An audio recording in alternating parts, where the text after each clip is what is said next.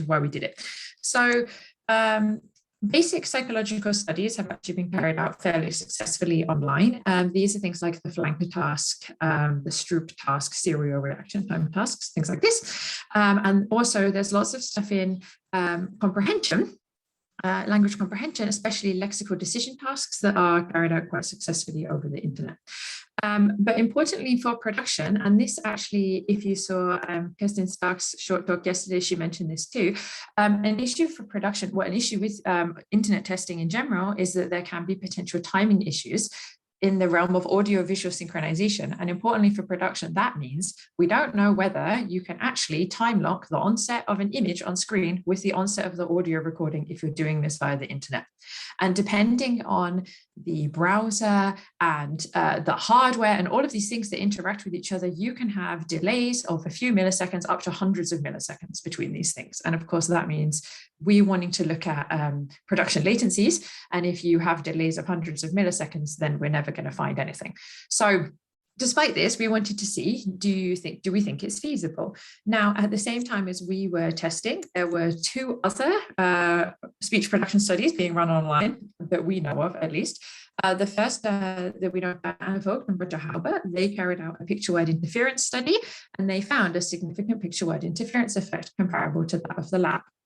Another study by Kirsten Stark and Cornelia van Scherpenberg, they carried out a cumulative semantic interference paradigm, and they also found significant CSI effects as well. So these are quite encouraging, actually. Here's a few quite classic designs that we'd like to test. They can run them online and have found quite comparable results to the lab in speech latencies. So as I said before, we carried out a picture naming study. We use pictures like these that you can see on screen, and our aim was to replicate the word frequency effect and test for the phonotactic frequency effect. We used the same materials and design from a lab-based study that we'd previously run.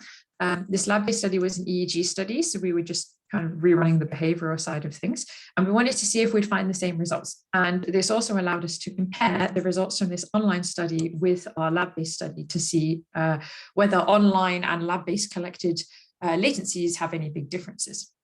So we manipulated word frequency and phonotactic frequency orthogonally. And from the participants' point of view, it looked almost exactly the same as if they were in the lab. So they would see a picture on screen one at a time, and they had to name it out loud. There were 220 critical images and 25 filler images. They were important for the EEG study, but because we kept the design the same, we tested them, but we didn't analyze them. And we tested 100 participants. Now, 100, we didn't pre-register this study, and we didn't carry out a power calculation. Our logic of testing 100 participants was our belief that if you couldn't find anything with 100 participants, then probably most speech production labs are going to say it's not feasible to test things online. This was like the upper limit to what we thought was a reasonable sample size that you would be able to test. And especially speech production. I mean, you're collecting audio files per trial. So we had 220 audio files per person, and then you need to go and annotate all of them, you know? So this is the limits of what seemed to be feasible. Now we used a web-based, application program. I don't know what you would want to call it. It's called Finding Five. So we built the study on Finding Five. Finding Five hosted it on their server. And we paid participants via PayPal through Finding Five. So what was nice about Finding Five is everything was in this one place. And this is what it looked like for participants. So at the beginning, they would see information like they do in the lab. They had to also manually verify they'd read an informed consent form and that they agreed to take part. We collected demographic data from participants, and we also collected technical data. Importantly, for this presentation, we collected their internet upload and download speed. And then when participants did the actual study, they saw, as you can see here on the right, they saw a fixation cross, then there was a small blank screen, and then they saw a picture and they named it out loud. So that's what it looked like, and it went on for close to half an hour, our study. So the questions that we wanted to answer with this study were, first, can we replicate the word frequency effect that we had previously found in the lab with this paradigm? And do we find any evidence for a phonotactic frequency effect, which we hadn't previously found? Are online latencies comparable to lab latencies? Does internet speed affect naming latencies or errors? And how many participants would we need for a reliable frequency effect to occur? This was another reason for testing 100. We planned to take 100 participants and using the data that we had, try and work out a way to say when we could have stopped, if it would be earlier than 100 participants. So before we get into the answers to these questions, I'll show you kind of information about the participants, kind of, or the data. So we tested 100 participants, but only 71 participants contributed data that we actually analyzed. This ranged from 24 to 178 trials per person out of 220. So that is, I can no longer see because of Zoom, but that's, I think, was it like 20-something% or whatever to 81% of the total. Now, 81% is already in a way lower than you might want from a lab study. So we've got more kind of errors. We think that one of the big reasons for this actually, though, is because we didn't pre-familiarize participants with our pictures in the online study.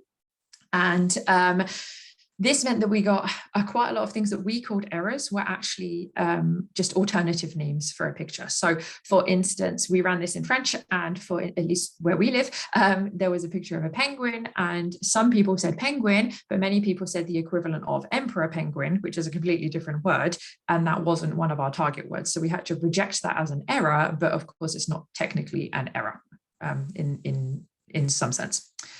So of the 29 rejected participants, one participant just provided no correct trials whatsoever. One, and this is only 1 out of 100 people tested, had no audio data recorded whatsoever. This was the only time we had a real data collection kind of failure.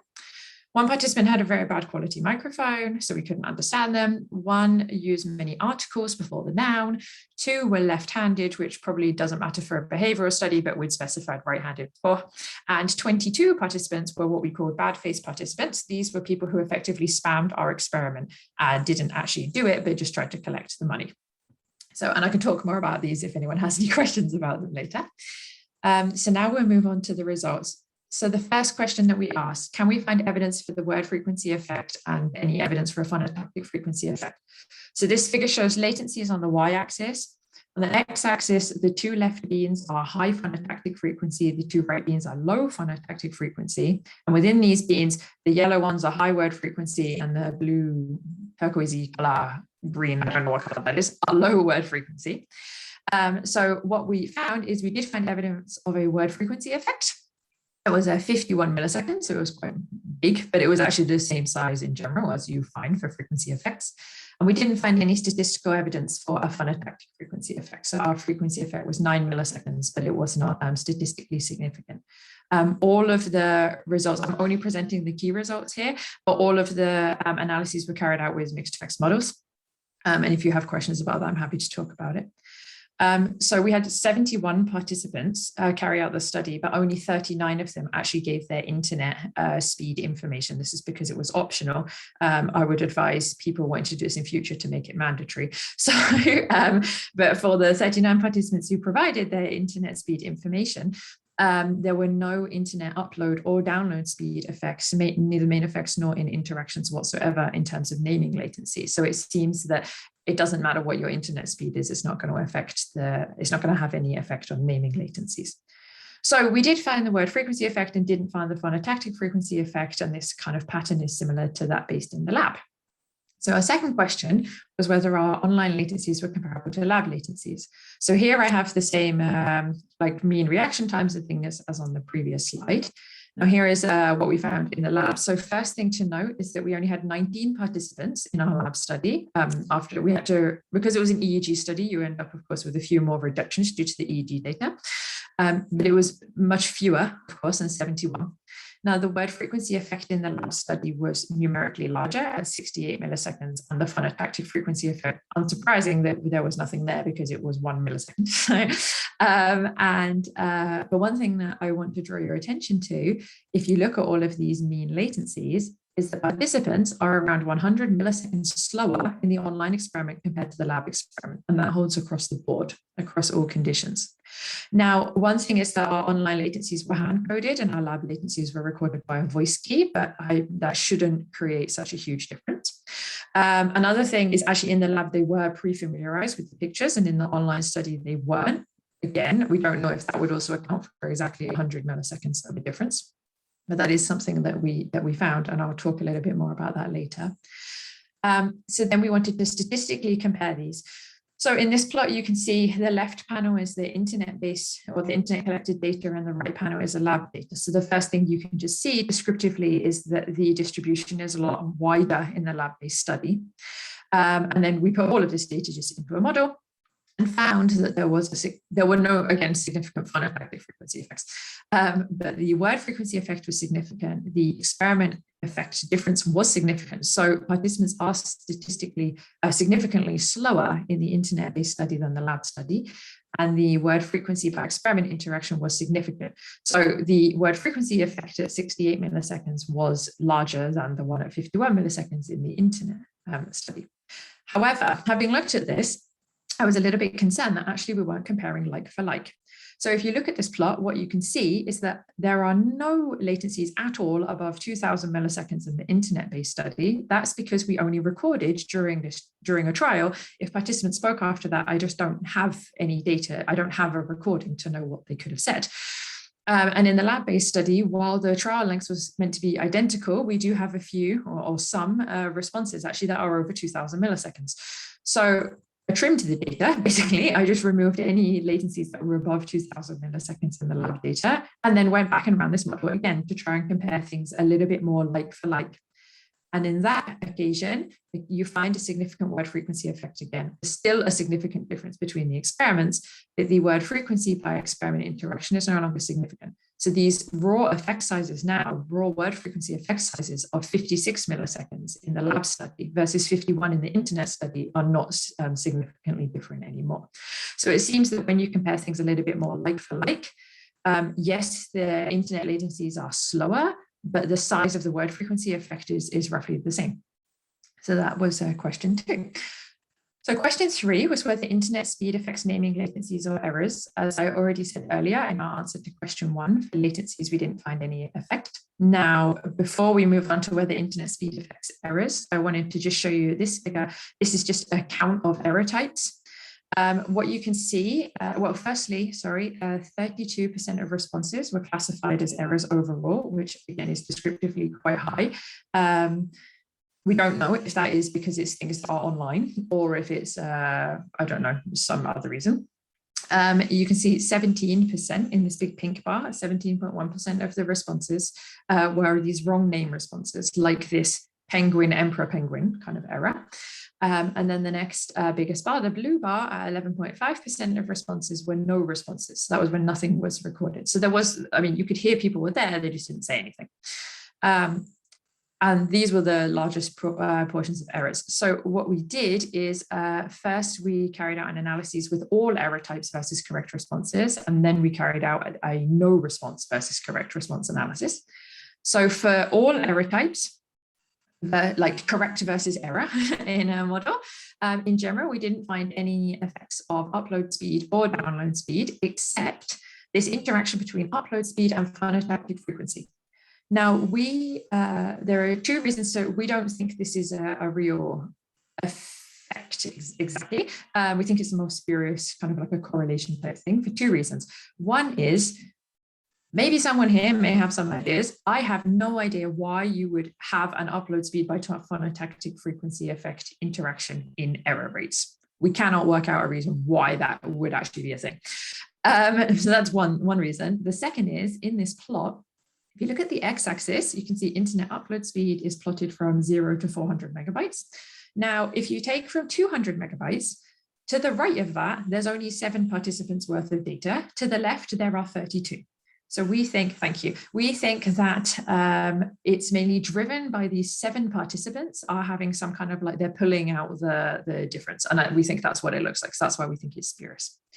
Now, this is across all errors, but as I said, if we only look at no responses versus correct responses, so no responses were when people said nothing. And the logic here was, well, if your internet speed is bad and the picture doesn't display properly, then people can't name anything. So there would be silence. So we wanted to look at that versus correct responses.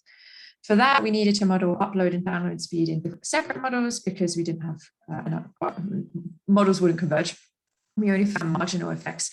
For upload speed, we again found this bizarre interaction. For download speed, there is a marginal effect, so it may be suggestive that actually, the faster your internet speed, the fewer no response errors you have.